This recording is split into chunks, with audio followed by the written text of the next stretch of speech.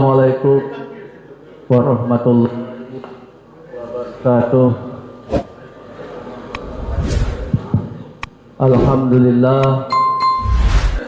Alhamdulillah rabbil alamin.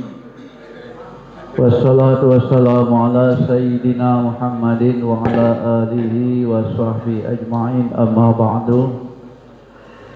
Bapak-bapak, ibu-ibu, hadirin yang saya hormati, syukur alhamdulillah kita sama-sama panjatkan Allah Subhanahu wa taala yang mana kita pada subuh kali ini alhamdulillah kita dapat dipertemukan kembali dalam keadaan sehat, sehingga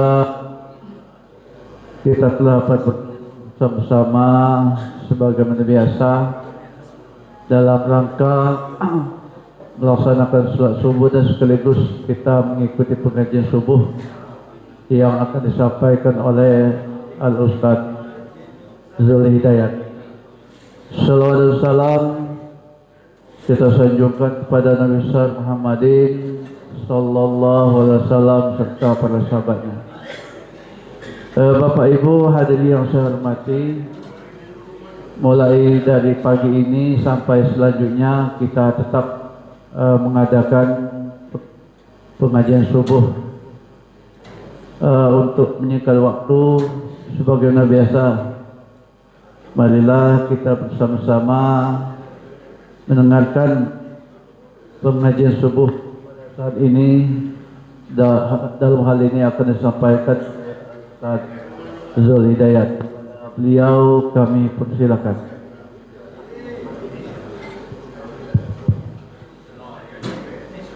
Assalamualaikum warahmatullahi wabarakatuh. Bismillahirrahmanirrahim. Nahmaduhu wa nusalli wa nusallimu ala rasulihil karim wa ala alihi wa sahbihi ajma'in, amma ba'du. Qala Allah Ta'ala fil Qur'anil Karim, a'udzu billahi minasy syaithanir rajim. Bismillahirrahmanirrahim. Innamal mu'minuna ikhwatun fa aslihu baina akhawaykum wattaqullaha la'allakum turhamun. Wa qala nabiyuna Muhammad sallallahu alaihi wasallam, tabassumuka fi wajhi akhika laka shadaqah. Al-hadis atau kama qala nabiyuna Muhammad sallallahu alaihi wasallam. Puji syukur kita panjatkan kehadirat Allah Subhanahu wa taala dengan mengucapkan alhamdulillah. Pada pagi hari ini kita diberikan nikmat iman, Islam, sehat, sempat, sehingga alhamdulillah kita telah menjalankan perintah Allah salat subuh, mengikuti sunnah Rasulullah dengan cara berjamaah. Dan insyaallah akan kita lanjutkan dengan pengajian. Mudah-mudahan amal ibadah kita diterima Allah Subhanahu wa taala. Amin ya rabbal alamin.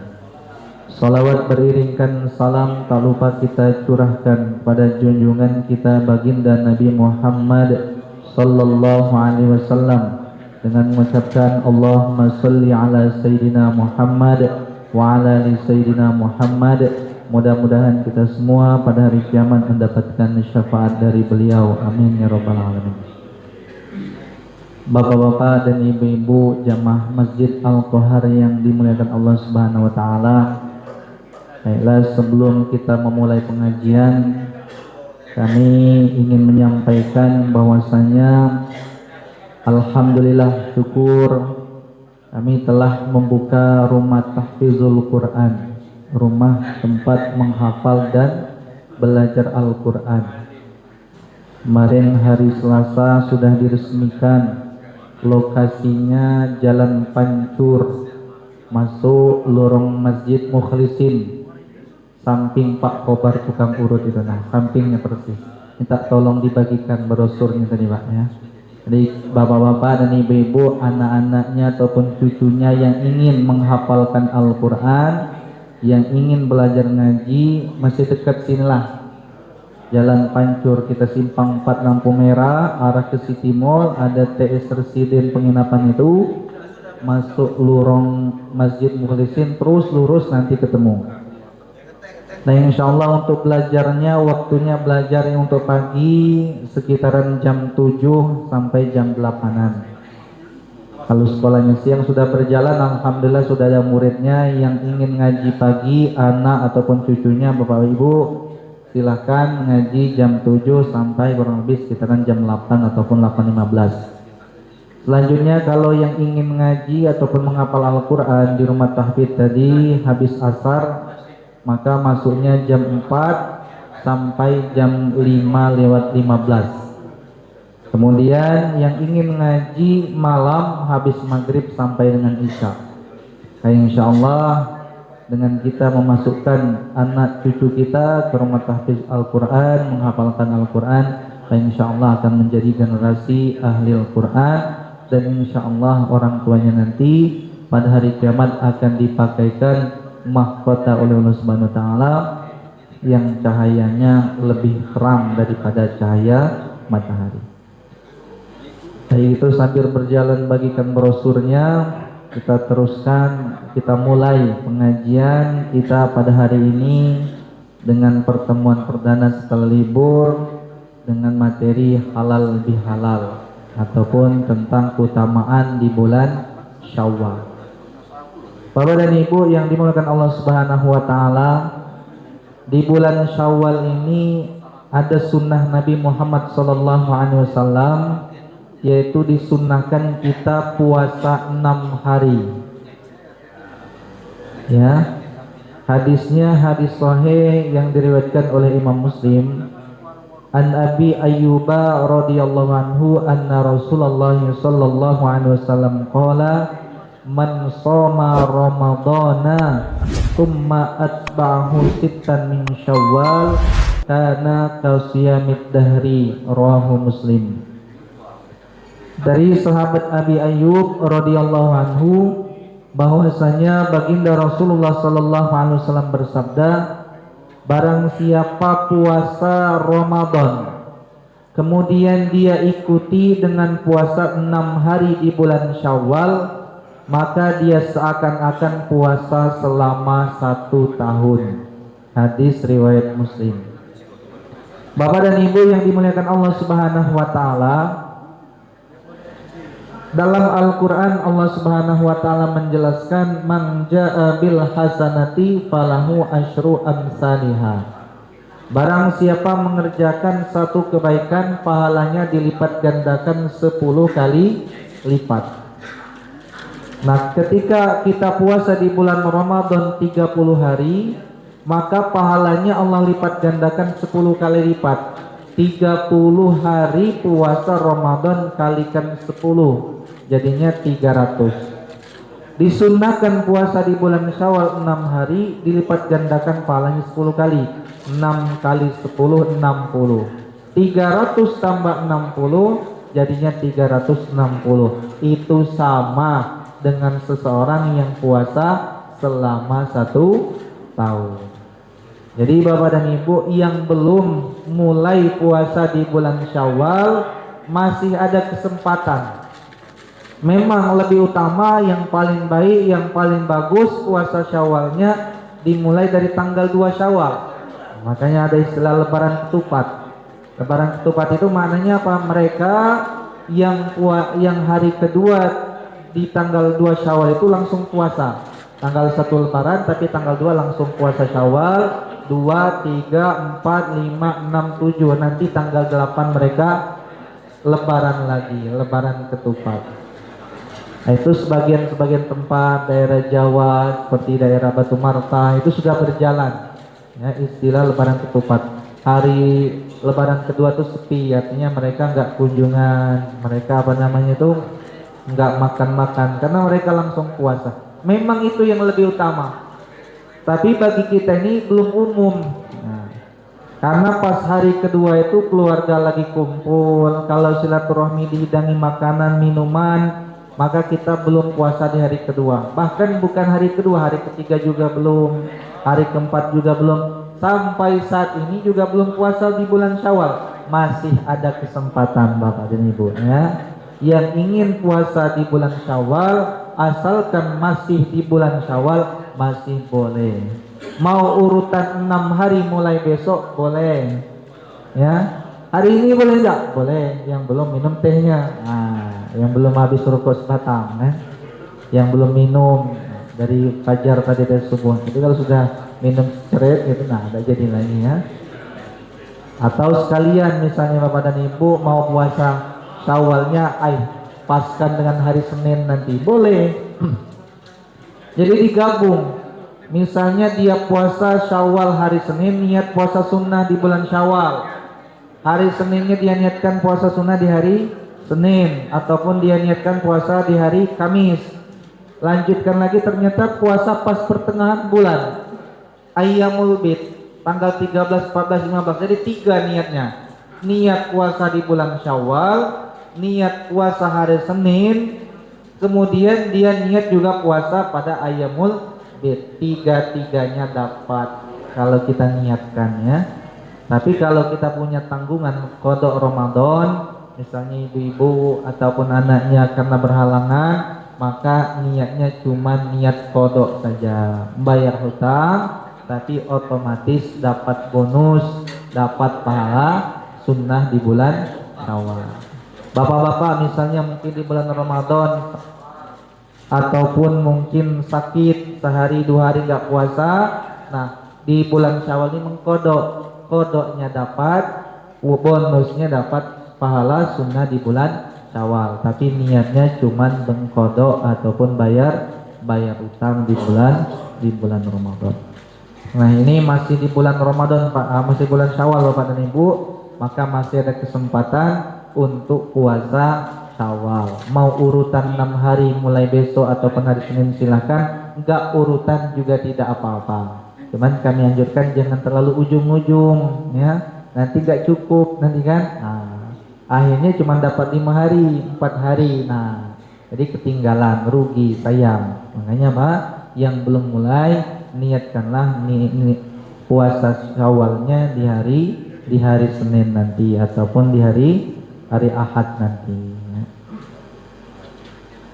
Baik Bapak dan Ibu yang dimuliakan Allah Subhanahu wa taala, kemudian bagi orang-orang yang dia puasa di bulan Syawal ataupun mungkin puasa sunnah maupun puasa wajib, puasa qada ataupun mungkin pas di bulan Ramadan, nah kita ini dianjurkan untuk berbagi iftar, dianjurkan untuk berbagi takjil, berbagi makanan ataupun minuman, walaupun sebutir kurma, walaupun seteguk air minum. Di sini hadisnya dari An Zaid bin Khalid Al-Juhani radhiyallahu anhu anin Nabi sallallahu alaihi wasallam qala man fattara sha'iman kana lahu mithlu ajrihi ghaira annahu la yanqusu min ajri shaimi syai'un. Dari Zaid bin Khalid Al-Juhani radhiyallahu anhu dari Nabi Muhammad sallallahu alaihi wasallam, barang siapa memberi makan kepada orang yang puasa, memberikan takjil, iftar tadi ya, maka dia mendapatkan pahala yang sama dengan orang yang puasa tanpa mengurangi sedikit pun pahala orang yang puasa tersebut. Jadi ada orang yang puasa Syawal, kemudian kita berikan makanan kurma, roti, minuman, dia dapat pahala puasa Syawal, kita dapat pahalanya. Ya, makanya kalau ada yang puasa Syawal, nah nanti sore-sore kita antari makanan supaya kita dapat pahala. Tapi bukan berarti kita nggak puasa, tetap puasa juga. Ya, kita disunahkan puasa, juga dianjurkan untuk berbagi iftar, berbagi makanan ataupun minuman untuk orang yang sedang berpuasa. Baik, sampai di sini sebelum kita lanjutkan, mungkin ada pertanyaan dari Bapak dan Ibu mengenai tentang kesunahan puasa di bulan Syawal, maka kami buka pertanyaan. Silakan kalau ada yang mau bertanya.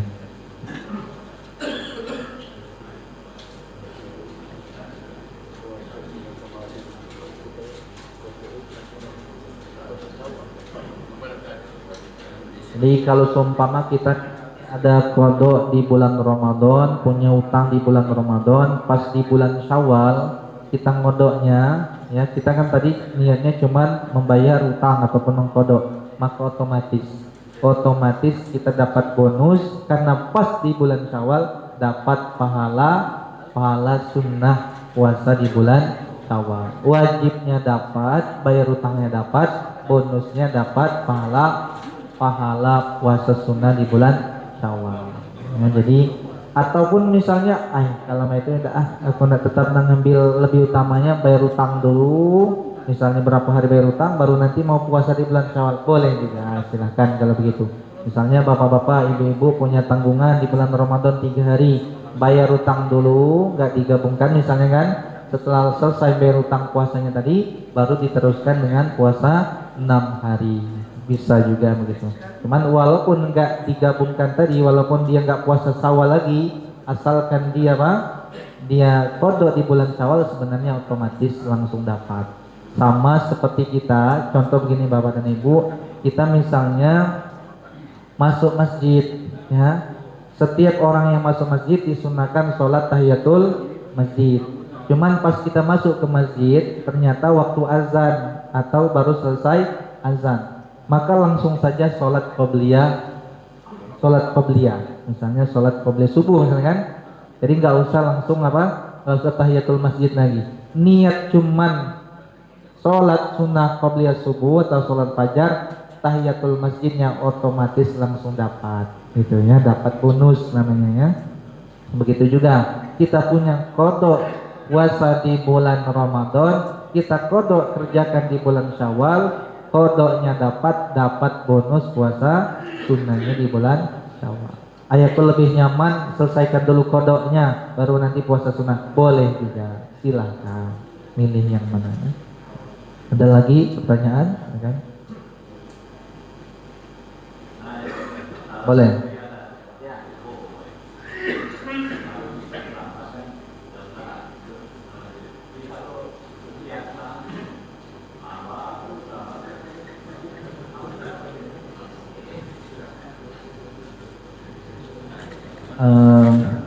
Qobliyah subuh ya. Jadi kalau seumpama qobliyah subuh ini termasuk sunnah yang dikuatkan ya. Salat qobliyah subuh rakaatul fajri khairum minad dunya wa ma fiha. 2 rakaat salat fajar, salat qobliyah subuh itu lebih baik daripada dunia beserta isinya. Jadi kita jaga, kita istiqomahkan. Pas suatu saat misalnya karena suatu halangan kita nggak sempat, mungkin karena ada hajat dan lain sebagainya, belum sempat kita menunaikan sholat qobliyah subuh, ternyata sudah qomat, tapi syaratnya sebelumnya istiqomah, maka nanti setelah subuh boleh dia mengkodoknya qobliyah subuhnya, syaratnya harus istiqomah. Tapi kalau tadi kan kadang-kadang qobliyah, kadang-kadang tidak, misalnya karena syaratnya harus istiqomah. Itu ada hadisnya, ada ceritanya. Di zaman Rasulullah, baginda Nabi Muhammad SAW, di waktu sholat asar itu ada tamu ini nggak pulang-pulang, sudah azan juga belum pulang. Rasulullah juga nggak enak kalau mau ninggalin tamunya tadi kan, tapi tamunya ini juga nggak pulang padahal sudah waktu sholat. Akhirnya ketika Rasulullah SAW beliau ke masjid, ternyata sudah melihat sahabat itu terlalu lama nunggu. Kalau mau qobliyah lagi rasanya nggak enak. Akhirnya beliau langsung sholat asar secara berjamaah. Setelah asar beliau mengkodok qobliyah asarnya tadi. Itu syaratnya harus istiqomah. Dan memang sebelumnya rutin qobliyah subuh terus, suatu saat nggak sempat, boleh dikodok nanti setelah subuh. Nanti kalau menimbulkan fitnah, kodoknya di rumah misalnya kan. Misalnya rutin qobliyah asar, suatu saat misalnya ketinggalan, suatu uzur dan lain sebagainya, boleh dikodok setelah sholat asar. Syaratnya harus istiqomah tadi. Kalau nggak istiqomah nggak bisa. Ada lagi pertanyaan? Silakan.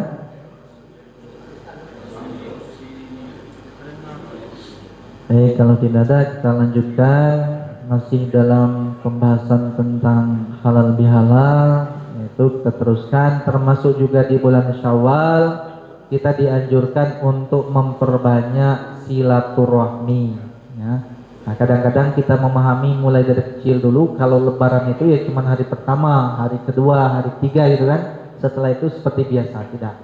Jadi selama masih di bulan Syawal, bahkan bulan-bulan yang lain, kita dianjurkan untuk memperbanyak untuk menjalin tali silaturahmi.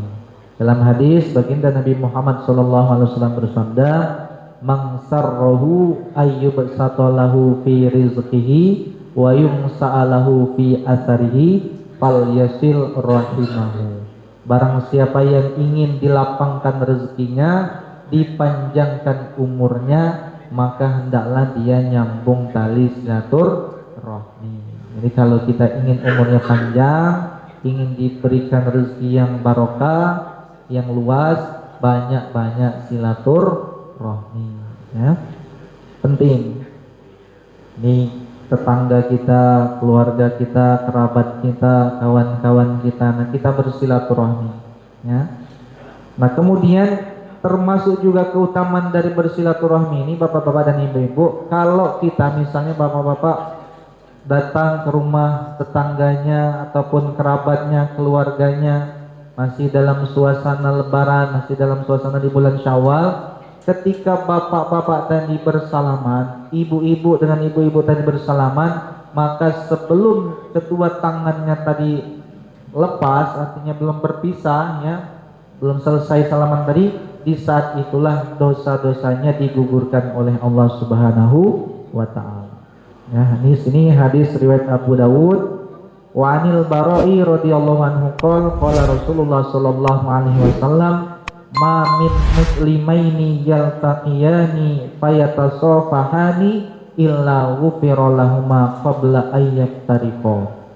Dari Bara' radhiyallahu anhu yang berkata, baginda Rasulullah sallallahu alaihi wasallam bersabda, tidaklah dua orang muslim yang keduanya bertemu kemudian keduanya bermusafahah, bersalam-salaman, ya, kecuali diampuni keduanya, yang ngajak salaman diampuni, yang menerima salaman tadi juga diampuni, qabla ayyaf tariko, sebelum kedua tangannya tadi apa? Lepas, sebelum keduanya berpisah, dosanya diampuni oleh Allah Subhanahu wa Ta'ala. Itu keutamaan silaturahmi. Jadi di bulan Syawal ini banyak-banyak silaturahmi, kunjungan. Kalau ada misalnya kawan kita yang misalnya mungkin sudah sepuh jamaah masjid, datangi. Mau ramai-ramai boleh, mau sendirian juga boleh, ya. Kenapa? Menggugurkan dosa. Dan ini hadis umum untuk kapan saja, baik itu mungkin setelah sholat, selepas sholat, misalnya setelah apa? Sholat subuh ataupun sholat maghrib ataupun sholat-sholat rawatib dan lain sebagainya, kan. Setelah kita sholat biasanya salam-salaman, ya. Apalagi ditambahi dengan sambil salaman tadi dengan sholawat, nah itu luar biasa, menggugurkan dosa, ya. Sebelum sholat, pas qobliyah kita ketemu sama kawan, salaman, berguguran dosa, ya. Sambil nunggu sholat tadi ternyata ngomongin orang misalnya, kan, nah habis dia salaman lagi, gugur lagi dosanya, ya. Jadi kitanya apa? Penting memang bersalam-salaman tadi, saling bermusafahah, karena di saat itu dosa-dosa kita digugurkan oleh Allah Subhanahu wa Ta'ala.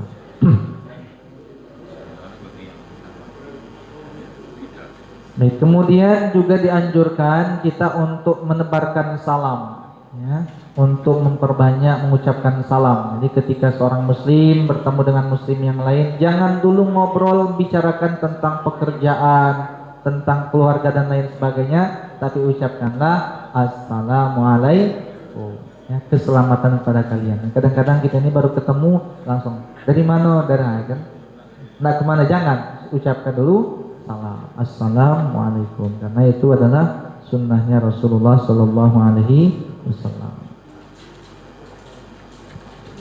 Kemudian bapak-bapak dan ibu-ibu yang dimuliakan Allah Subhanahu wa Ta'ala, nah juga ini disunnahkan ketika seseorang muslim dengan muslim yang lain bertemu itu kalau bisa senyum. Nah, ini senyumnya kalau ketemu itu senyum. Karena dalam hadis Rasulullah bersabda, tabassumuka fi wajhi akhika laka sodako.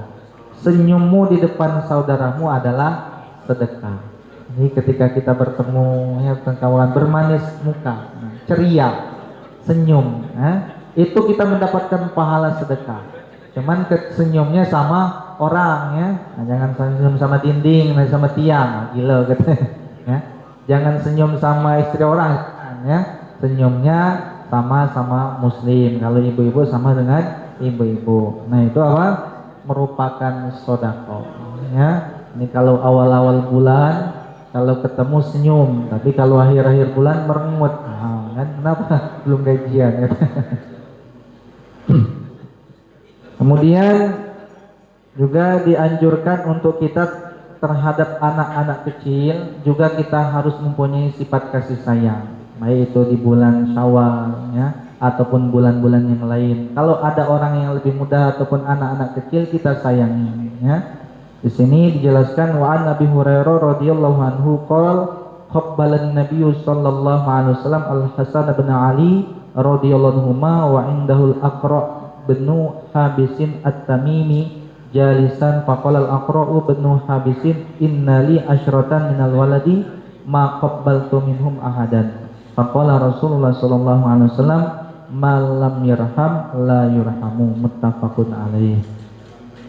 Jadi penting kita untuk apa? Mencium anak masih kecil, mencium anaknya ya, tanda sayangnya orang tua kepada anaknya.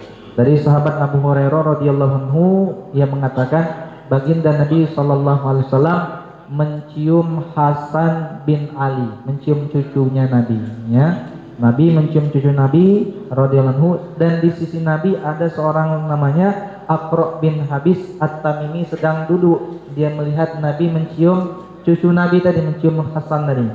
Kemudian Aqra bin Habis mengatakan, aku punya 10 anak ya, tapi enggak pernah satupun dari anakku bercium, kata Aqra bin Habis. Punya 10 anak, satu pun enggak ada yang dicium dia. Maka kata Rasulullah SAW, beliau bersabda, malam yarham la yurham. Orang yang dia tidak mau berkasih sayang, dia juga tidak akan disayangi.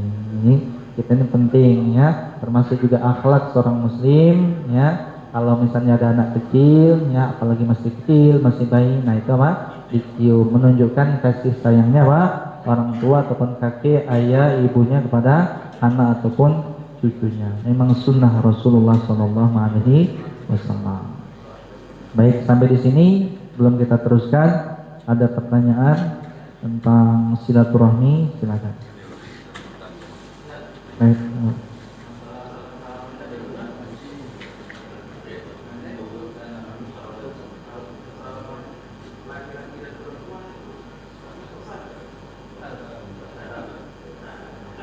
Iya, memang kita ini agak sulit kalau di Indonesia ini kan.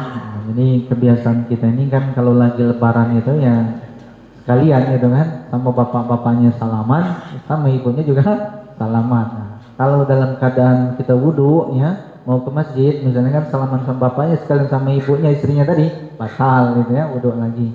Nah kemudian kalau bisa ya, kadang-kadang memang mudah tersinggung karena memang apa namanya itu katanya kurang sopan, kurang adab, kata ibu tadi kan, kata istrinya tadi kan, kalau enggak salaman ya kita istilahnya itu gimana ya, tetap jangan bersentuhan gitu, mungkin dengan begini kan ya, mungkin awal-awalnya dia ngapalah salaman itu karena apa, karena bukan mahram.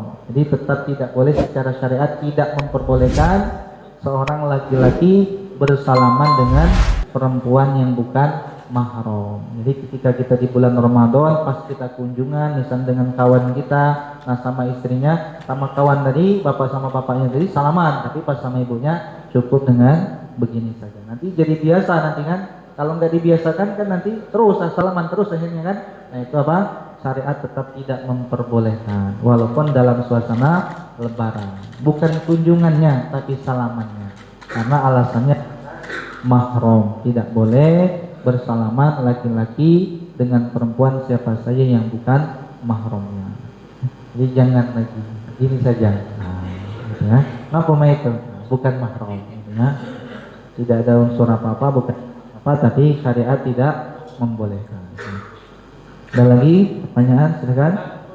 Boleh, silakan Pak. Assalamualaikum warahmatullahi wabarakatuh. Waalaikumsalam warahmatullahi wabarakatuh.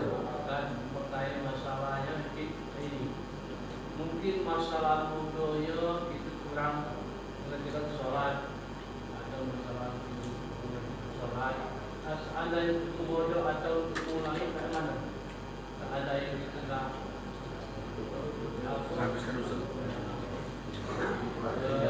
Yang ketinggalan sholatnya sama salam tak mana di bayang.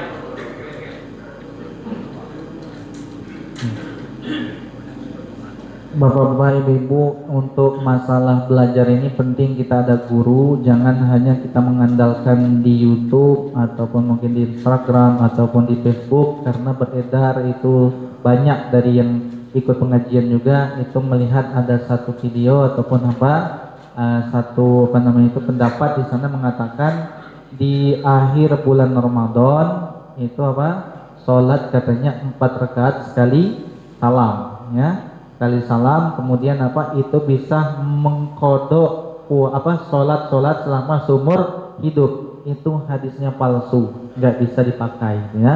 Jadi bukan dari Nabi Muhammad SAW, dan itu sudah beredar luas. Kalau dicari biasanya di bulan Ramadan tersebar kembali itu kan, dari dulu sampai itu nggak ada hadisnya, itu bukan dari Nabi. Enak sekali gitu kan, nggak usah buat sholat selama setahun, nanti sholatnya pas akhir bulan Ramadan.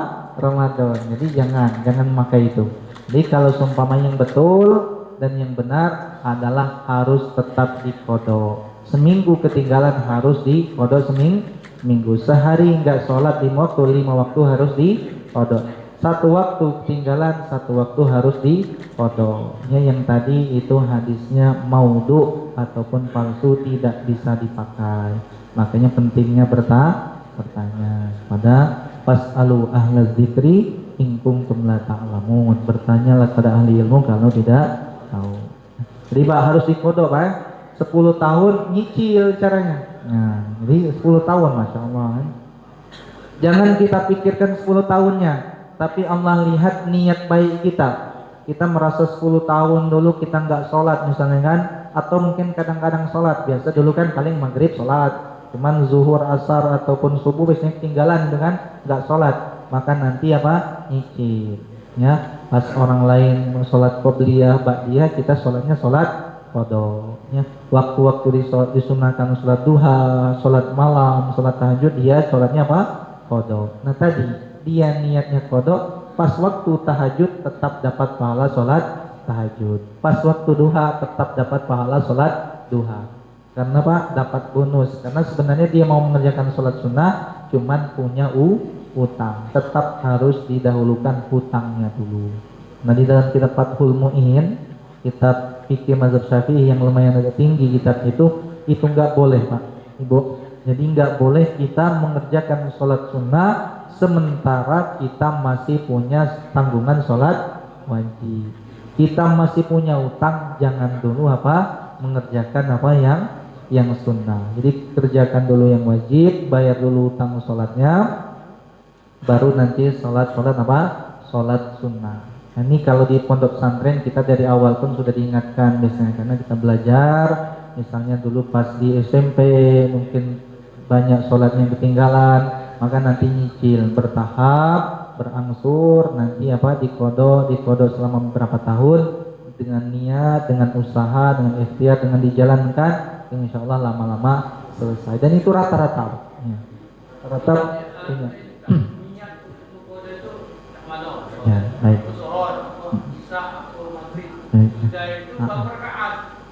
Kalau untuk niatnya tinggal dirubah saja. Kalau misalnya subuh contoh ya, kalau subuh kalau tepat waktu usolli fardhu subhi rakaatain adaan. Kalau adaan itu masih dalam waktu. Berarti kalau sudah di luar waktu kita kodok, jadikan rubah adaan menjadi kodokan. Usolli fardhu subhi kodokan. Jadi dirubah jadi kodokan. Zuhur berarti usolli fardhu zuhri kodokan. Kemudian asar usolli fardhu asri kodokan. Apa itu kodok? Sudah di luar waktu. Kalau adaan masih dalam waktu, adaan itu bukan menunjukkan makna sendirian, kan? Ya, makna adaan itu masih dalam waktu. Kalau sudah di luar waktu namanya kodokan. Ya, jadi dirubah adaan itu menjadi kodokan. Maghrib berarti usolli fardhu maghribi kodokan. Isya usolli fardhu isya'i kodokan. Dan itu kodoknya nggak harus dengan urutan sholat. Misalnya kita punya tanggungan, punya kodok sholat maghrib, kita kodok sebelum subuh boleh, ya.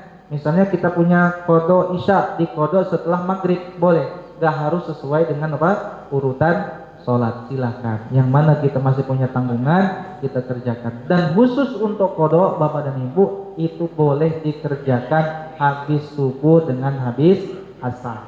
Ya, kalau sholat sunnah yang lain kan nggak boleh ya, habis subuh habis asar. Tapi untuk qada boleh. Cuman mungkin takutnya nanti timbul fitnah kalau di masjid ngapa itu sholat ba'diyah kata orang kan. Nah, jadi perbincangan, maka kita mengkodoknya di rumah saja. Jadi niatnya Pak ya, jadikan kodokan. Untuk rakaatnya harus tetap sesuai dengan rakaat. Bisa dikosor ya. Misalnya kita punya kodok zuhur, berarti mengkodoknya tetap harus 4. Cuman simpel saja, ngambil rukunnya saja. Baca Al-Fatihah langsung ruku, ataupun kalau mau baca surat pendek baca yang paling pendek, inna ata'ina langsung ruku, tidak usah terlalu panjang. Jadi kita lebih utamakan memperbanyak rakaatnya, tapi tetap harus menjaga tumakninahnya ya, rukun-rukun dalam sholat ya. Jadi ngambil bacaan rukun langsung ke ruku, langsung kemudian nggak bisa dikosor. Zuhur punya tanggungan zuhur harus 4, asar harus dikodok 4, kemudian isya harus dikodok 4, nggak bisa dikosor ya. Untuk kodoknya tetap harus sempurna. Boleh.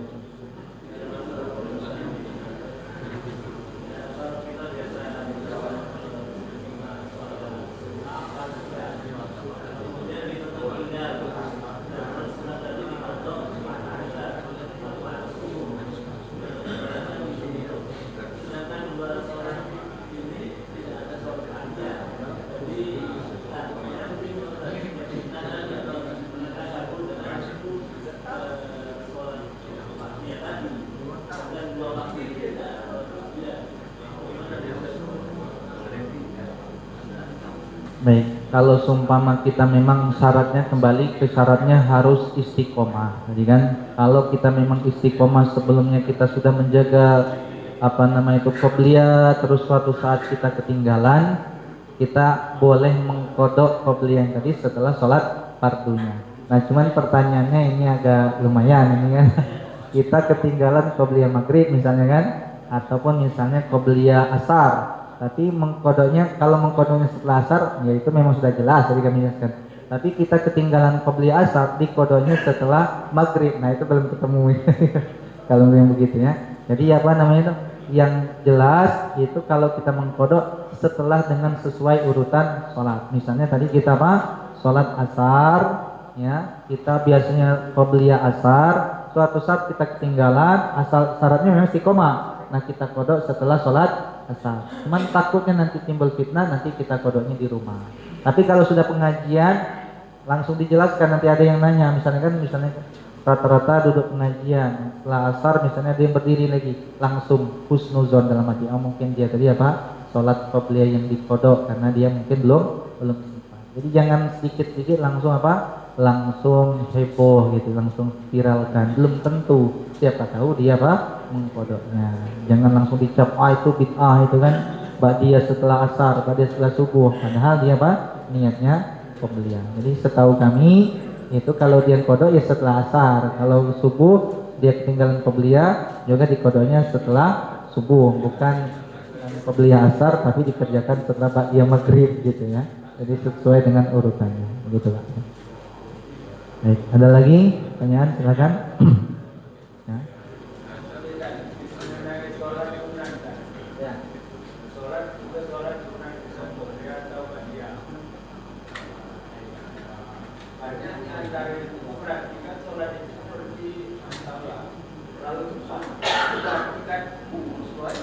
Ayat tidak dibaca, kita tidak dibaca.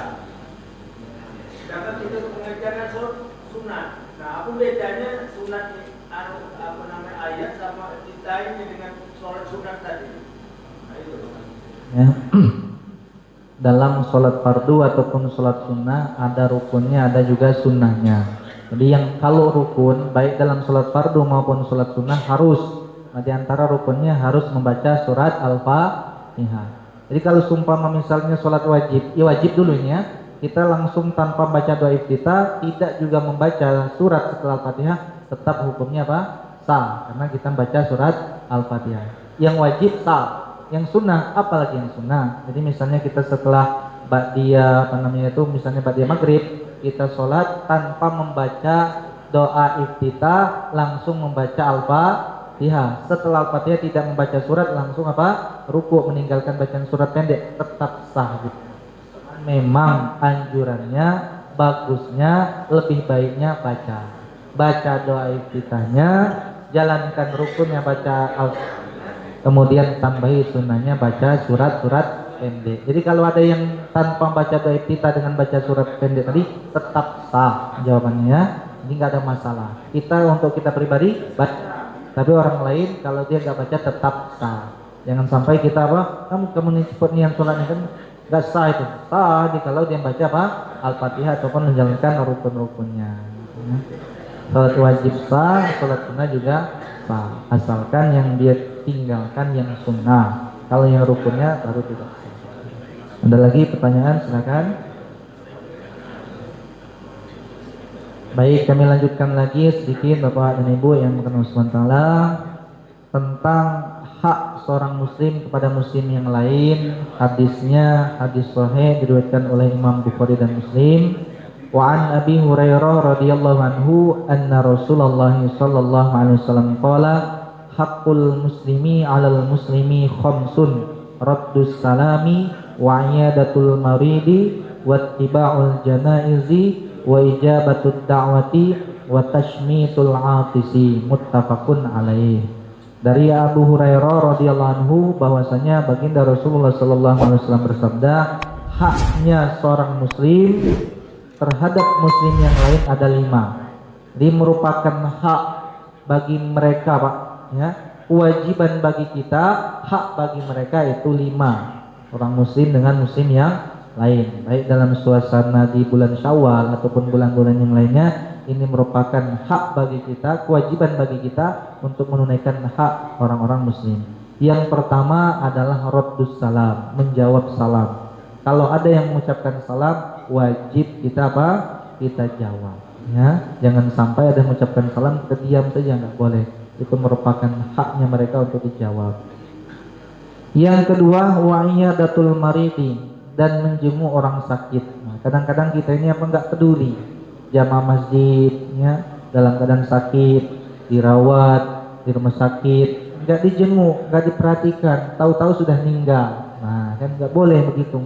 Jadi merupakan hak bagi mereka, kewajiban bagi kita untuk menjenguknya. Apabila di antara jamaah kita, warga kita ada yang sakit, maka hendaklah kita jenguk. Jenguk saja itu sudah menjadikan obat bagi mereka yang sakit tadi, senang gitu ya. Yang lagi sakit dikunjungi itu senang, apalagi dibawakan buah tangan, dibawakan oleh-oleh, buah-buahan dan lain sebagainya, itu tambah lebih senang lagi, ya. Kemudian yang ketiga, wattiba'ul janaiz, dan mengikuti jenazah, ya, mengantarkan jenazah. Nah, kadang-kadang bapak-bapak, ibu-ibu, ini kadang-kadang banyak ada orang yang meninggal itu pas takziah itu, pas mau sholat itu masih banyak yang ngobrol di belakang, nggak mau ikut sholat. Jangan, ya, itu pahalanya besar sekali kalau kita mau mengikuti sholat jenazah. Kalau batal wudhu dulu, ya, kemudian sholat, mengikuti sholat jenazah, dan setelah itu kita hantarkan. Kalau kita mensolati jenazah, kita mendapatkan pahala 1 qirot. Kalau kita sekalian mengantar jenazahnya, mendapatkan pahala 2 qirot. Apa itu qirot? Pahalanya itu sama seperti sebesar gunung Uhud, menunjukkan besarnya pahala kalau kita mensolati jenazah, mengikuti mengantarkan jenazah. Kalau sempat, ya, kalau lagi nggak dinas, bertempatan dengan waktu kerja, sempat mengantarkan jenazah, antarkan. Kalau nggak sempat, minimal mengantarkan mensolatinya. Itu merupakan hak bagi mereka, kewajiban bagi kita. Kemudian wa ijabatud da'wati, dan mengijabah, menghadiri undangan. Yang wajib dihadiri adalah undangan walimatul urs, pesta pernikahan, syukuran pernikahan, ya, itu yang wajib. Selain itu undangannya hukumnya sunnah. Jadi kalau sumpama kita diundang, ya, undangan acara pernikahan, menghadirinya hukumnya wajib. Tapi lagi puasa Syawal, misalnya pas besok baru mulai kan, atau hari ini, menghadirinya yang wajib, makannya tidak wajib. Penting pas datang dulu hadir, nanti pas waktu makan pulang. Nggak ada masalah karena kita puasa Syawal. Jadi jangan sampai kita mampu untuk menjangkaunya kawan kita sendiri tanpa ada uzur, diundang dalam acara resepsi pernikahan tidak hadir, itu berdosa karena hukumnya wajib. Adapun undangan-undangan yang lain, undangan walimah akikah, walimah khitan, itu hukumnya menghadirinya sunnah. Ya, menjawab salam pertama, 2 menjenguk orang sakit, 3 mengikuti jenazah, mengantar jenazah, 4 menghadiri undangan, yang kelima wa tashmitul atisi, mendoakan orang yang bersin. Pas dia bersin, ucapkan alhamdulillah. Nah kita doakan yarhamu Allah. Dijawab lagi wa yuslihu yahdikumullah wa yuslihu balakum. Ya. Jadi jangan didiamkan. Ada kawan kita bersin alhamdulillah gitu kan, diam saja, jangan. Merupakan hak bagi mereka untuk didoakan. Muttafaqun alaih, hadisnya sahih, diriwayatkan oleh Imam Bukhari dan Imam Muslim. Baik, kalau ada pertanyaan Bapak dan Ibu silakan. Yang berhubungan dengan haknya seorang muslim dengan muslim yang lain silakan. Ya Pak.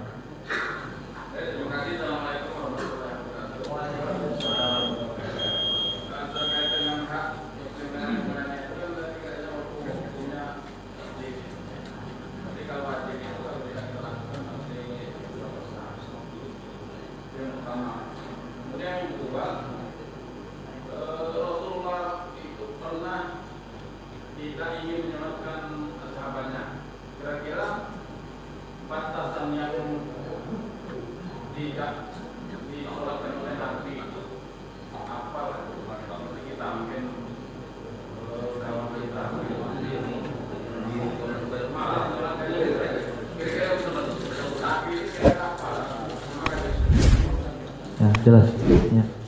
Makanya tadi kita ketahui ada merupakan hak bagi mereka, ada yang merupakan kewajiban bagi kita ya. Hak bagi orang yang sakit dijenguk, kewajiban bagi kita adalah apa? Menjenguknya ya. Kalau seumpama misalnya kita memang kawan kita, kerabat kita tahu, pura-pura tidak tahu, nggak peduli, itu nggak boleh. Jadi kita tetap harus apa? Paling tidak mungkin kita kalau belum sempat kita doakan ya, kita doakan mudah-mudahan cepat apa? Sembuh dan lain sebagainya. Tetap karena merupakan apa? Kewajiban bagi seorang muslim dengan muslim yang lainnya. Hak bagi mereka untuk apa? Punya hak kaitan antara seorang muslim dengan muslim yang lainnya. Menjawab salam, mengucapkannya sunnah, menjawabnya hukumnya wajib. Didoakan keselamatan malah nggak dijawab, nah itu hukumnya apa? Dosa ya. Hukumnya apa? Wajib. Baik. Nah kemudian pertanyaan yang selanjutnya, apakah kan Nabi pernah kita dengar ya, Nabi tidak mau mensolati jenazah, apa alasannya? Apakah kita bisa mengikuti itu karena suatu alasan, misalnya karena kita mungkin dia itu marah-marahan atau mungkin masalah-masalah yang lain. Jadi alasan Nabi tidak mensolati sahabat tersebut yang dia itu sudah meninggal, nggak mau mensolati jenazahnya karena sahabat tersebut punya utang. Nah, jadi menunjukkan apa? Pentingnya sebagai pelajaran bagi umatnya Rasulullah, kalau utang itu apa? Itu berat, harus dibayar ya. Jadi ketika Rasulullah SAW mau mensolatinya, ada yang ngabari di belakang, itu punya utang, nggak jadi. Tapi setelah itu, nah itu yang kita dengar. Setelah itu ada sahabat langsung angkat tangan, saya yang bayarinya. Jadi ada yang nanggungnya, baru disolati. Ini menunjukkan, menegaskan hati-hati dalam masalah apa? Utang. Jadi jangan dikit-dikit ngutang sampai lupa. Jenazahnya nggak mau disolati oleh Rasulullah. Jadi jangan dianggap sepele. Kenapa? Tanggungannya di dunia sampai akhirat. Jangan dikit-dikit ngutang ya. Jadi penting ini ya. Kalau seumpama apa? Seseorang yang meninggal kemudian itu masih dalam keadaan berutang, nggak ada masalah kita nggak mensolatinya. Karena apa? Karena memang Rasulullah SAW beliau tidak mensolatinya. Cuman alangkah baiknya mungkin keluarganya atau kerabatnya atau kawannya yang menanggung, saya yang menanggung utangnya, beres lunas. Nah, baru aman untuk disolati supaya jenazahnya juga tenang, nyaman, nanti kan dia nanti pas di alam kubur juga dia tenang. Ada yang nanggung utangnya. Makanya pas takziah itu kan disampaikan itu kan bagi sanak saudara, kawan, mungkin ada yang almarhum ataupun almarhumah dia punya hutang piutang, maka apa? Sampaikan kepada ahli waris. Nah, itu tujuannya apa? Supaya nyaman, supaya apa? Enggak tergantung lagi, enggak tergadai lagi, supaya selesai urusannya di dunia. Baik, nah, itu saja pengajian kita ini. Insyaallah mudah-mudahan penuh dengan barokah. Kita tutup dengan doa kifarah majelis. Subhanakallahumma wa bihamdika asyhadu an la ilaha illa anta astaghfiruka wa atubu ilaik. Subhana rabbika rabbil izzati amma yasifun wa salamun alal mursalin walhamdulillahi rabbil alamin. Taqabbalallahu minkum. Demikianlah pengajian subuh yang telah kita saksikan bersama-sama. Maka kita tutup dengan sama-sama mengucapkan lafaz hamdalah. Alhamdulillah Rabbil Alamin.